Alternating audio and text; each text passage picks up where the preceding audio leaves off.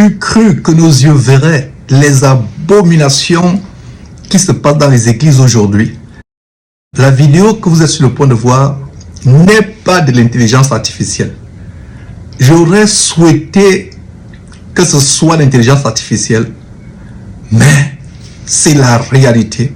Un abominable faux pasteur sodomite du côté de Miami en Floride qui introduit sa nouvelle épouse, la première dame, en plein culte. Voilà ce qui arrive, mes frères et sœurs, avec ces pasteurs sodomites.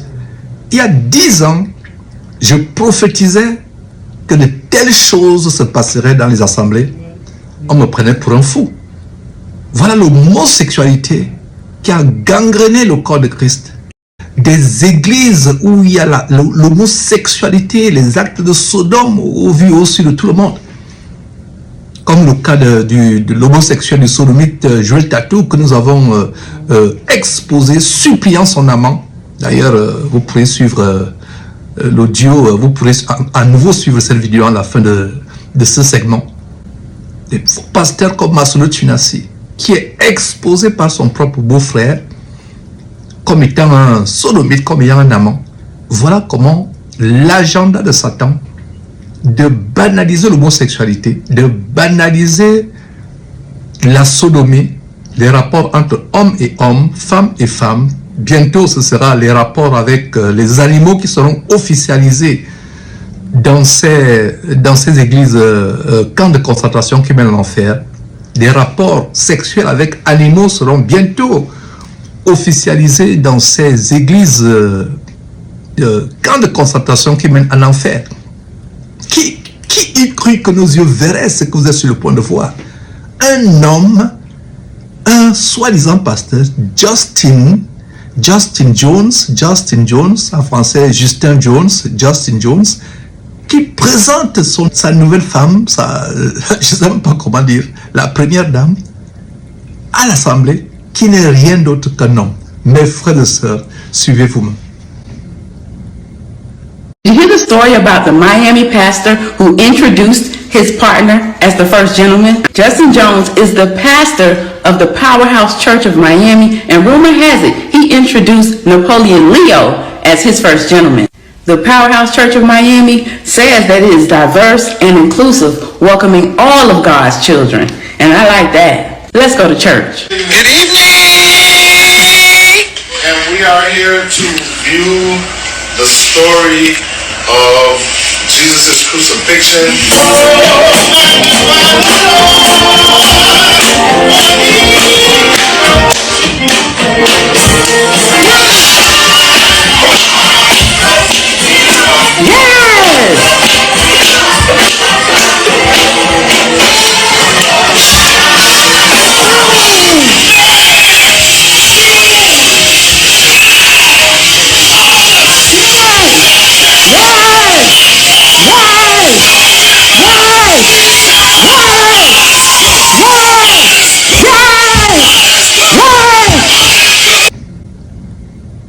C'est terrible. Oh là là, c'est terrible. Voilà à quoi nous sommes arrivés. Voilà à quoi nous sommes arrivés dans cette fin de temps. Les gens de Sodome et Gomorrhe se lèveront et diront: ô éternel Dieu, tu nous as traités durement en détruisant nos villes Sodome et Gomorrhe. Mais nous n'étions rien comparé à cette génération. Voilà comment l'apostasie s'établit dans un lieu qui est supposé le lieu d'adoration, de culte au grand Dieu, au Père de notre Seigneur et Sauveur Jésus-Christ. Voilà là où nous sommes arrivés. Personne ne se lève pour courir, pour sortir de là en courant. Les gens se délectent, ils se réjouissent dans l'abomination. Qui eût cru que ces choses arriveraient? J'ai dénoncé cela il y a des années. J'ai exposé, j'ai prophétisé ces choses. Je ne savais pas que ça arriverait de mon vivant. Mais voilà, devant vos yeux, un homme soi-disant pasteur Justin Jones, qui présente son mari, son épouse à l'assemblée, et c'est un homme. Oh, oh, le jugement de Dieu sera terrible. La colère de Dieu sera terrible. Sortez de ces camps d'embarcation qui mènent en enfer. Sortez, sortez, sortez. Voilà ce qui arrive aujourd'hui. Cette génération perverse et corrompue est devenue 1 milliard de fois plus méchante, plus perverse, plus abominable qu'au temps de Sodome et Gomorrhe, qu'au temps de Ninive. Oh, voilà ce que nous voyons aujourd'hui. Voilà les choses que nous voyons. L'abomination a atteint un niveau tellement élevé. Voilà l'agenda homosexuel des faux pasteurs. Voilà l'agenda homosexuel des faux pasteurs. Comme dernièrement au Nigeria, une influenceuse dont la chaîne consiste à surprendre des couples adultérants, des maris ou femmes adultérants, de les saisir en flagrant délit d'adultère. C'est une influenceuse nigérienne, donc la chaîne YouTube ou Facebook ou TikTok a pour but de surprendre en flagrant délit d'adultère. C'est un couple pervers, c'est un mari ou femme qui sont dans la perversité de l'adultère, l'abomination de l'adultère. Voilà comment une femme de pasteur, on lui disait que son mari la trompe. Elle doutait, elle disait que c'est des racontars, c'est les gens qui sont jaloux du ministère de son mari. Et voilà comment cette influenceuse a tout monté pour qu'on saisisse le mari en flagrant délit d'adultère. Et quand ils arrivent à l'hôtel, à la chambre d'hôtel, la femme est surprise qu'il ne s'agit pas d'une femme, mais qu'il s'agit d'un homme. En plein acte de sodomie, homme et homme. Homme et homme. Et en passant les deux femmes et ces deux hommes étaient dans l'hôtel, sont partis à l'hôtel. La femme du pasteur était scandalisée. Le pasteur en train de sodomiser et se faire sodomiser par son assistant de l'église. La femme de l'assistant de l'église s'est évanouie. Voilà les choses qui se passent. Voilà les choses qui se passent. Nous sommes en guerre contre tous ces démons qui ont envahi le corps de Christ. C'est terrible, vraiment, c'est terrible. Nous allons continuer à exposer ces choses et nous allons les exposer avec la dernière énergie. Oh là là, oh là là, oh là là. Voilà un homme devant vos yeux qui se dit pasteur du côté de Miami en Floride, qui présente à l'assemblée la première dame à son église, entre guillemets, église épicerie, église boulevard d'embarquement pour l'enfer. Les gens acclament, les gens applaudissent. Voilà là où nous sommes arrivés aujourd'hui. Voilà l'apostasie, mes frères et sœurs. L'apostasie. L'apostasie. Tous ces gens qui ont prophétisé ces temps terribles, comme l'apôtre Paul, s'ils revenaient aujourd'hui, ils n'en revenaient pas. Eux-mêmes seraient choqués, surpris de ce qui est en train de se passer. Mes frères et sœurs, vous verrez des choses beaucoup plus graves que celles-là. Il y a 10 ans, je prophétisais ces choses. Mais voilà d'autres choses qui vont arriver. Vous verrez des pasteurs épouser des animaux. Un pasteur qui vient avec sa vache à l'église, il dit, congrégation, voilà ma nouvelle femme, une vache. Voilà ma nouvelle femme, une vipère. Voilà ma nouvelle femme, une chienne.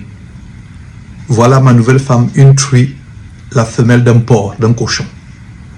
Voilà les choses qui vont se passer. Mes frères et sœurs, nous devons dénoncer l'apostasie. Je ne devrais pas être la seule personne à dénoncer. Beaucoup de gens disent, Georges, tu ne fais que dénoncer, tu passes ton temps à dénoncer. D'ailleurs, ce qui n'est pas vrai. Il y a des enseignements et des enseignements et des enseignements, des centaines d'enseignements bibliques qui sont là sur Internet. Puisque les gens n'aiment que le scoop, ils n'aiment pas la parole de Dieu, ils assument que je n'enseigne pas l'évangile de Christ, je ne fais que dénoncer.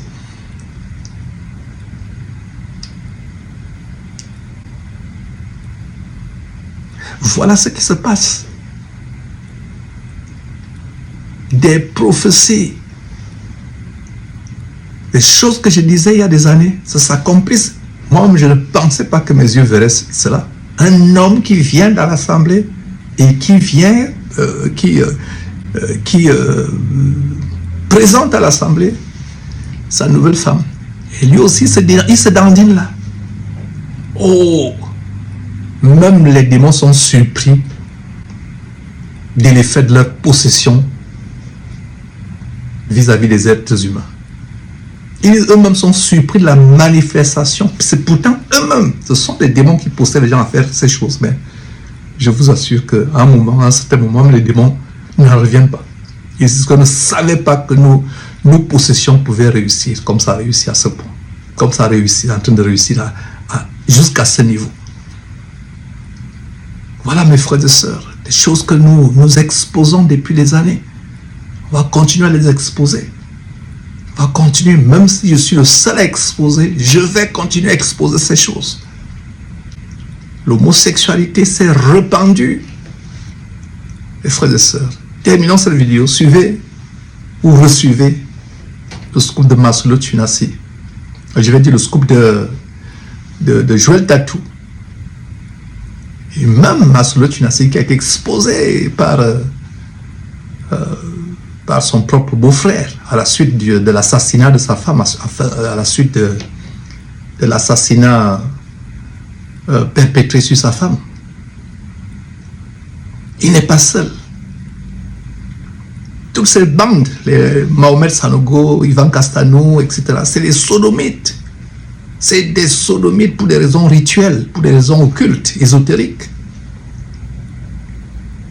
Ralouafo, dont la femme a fui.